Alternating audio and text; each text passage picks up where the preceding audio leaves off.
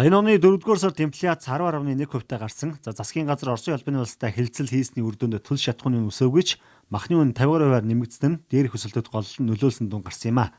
За уг нь нийслэлчүүдийн хэрэгцээнд зориулж жилд 10,000 гаруй тонн мах нөөцөлдөгч 2025-аас 2026 оны өвөл хаврын улиралд нийслэлд 9 аж ахуйн нэгж 5,000 тонн мах нөөцөлсөн байна.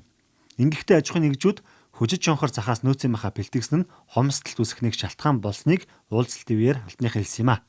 5-6 сард тэртэргүй махны үн өсөж байна.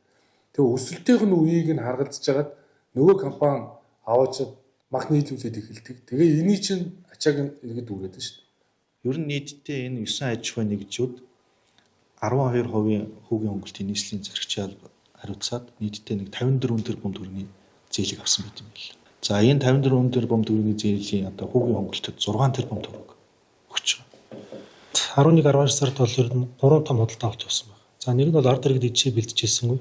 Хоёрдугаарт бол нийслэлийнхэн нөөцийн махаа бэлдсэнгүй. Гуравт нь болохоор экспортын баримжаатай компаниудынхан нөөцийг бас бүрдүүлсэн. Ийм гол том худалдаа авалт зэрэг явсан байна. За тэгэхээр тухайн үед нөгөө шатхуунтай холбоотой махны хомсдол үүссэн. Үүнтэй холбоотой мах руу нийслэл рүү орж ирж байгаа махны хэмжээ багассантай холбоотой Гэрээтэй компаниудын санхүүжилт нь хожуу тавигдсан гэсэн ярьлаа.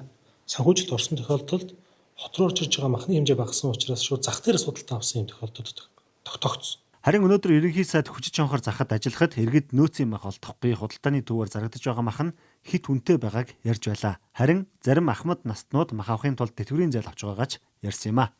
Төр тосгон энэ махны энэ үнийн анс дээр нэг жоохон өөрчлөлт хийгээ жоохон бодлогоосруулж байгаа. Бид нар амьдрахад хэцүү байна штэ.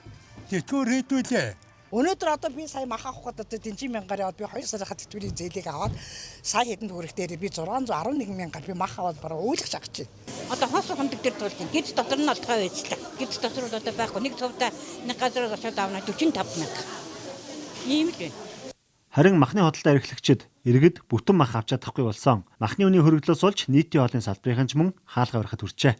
Угаас одоо хүнстэй нэг арай хайгуусууд 5 махад авч байна. 500 г мах авч байгаа ч юм байгаа шүү. Нөөцлөн мах зах ч юм бол энэ дээр ерөөсө гарч ирэхгүй байгаа. Яг дунд түвшингийн бизнесмэнүүд, дунд түвшингийн компаниуд тийм ээ хуваарь эрхлэх аж ахуйн нурууд үнэхээр л хүндрэлтэй байна.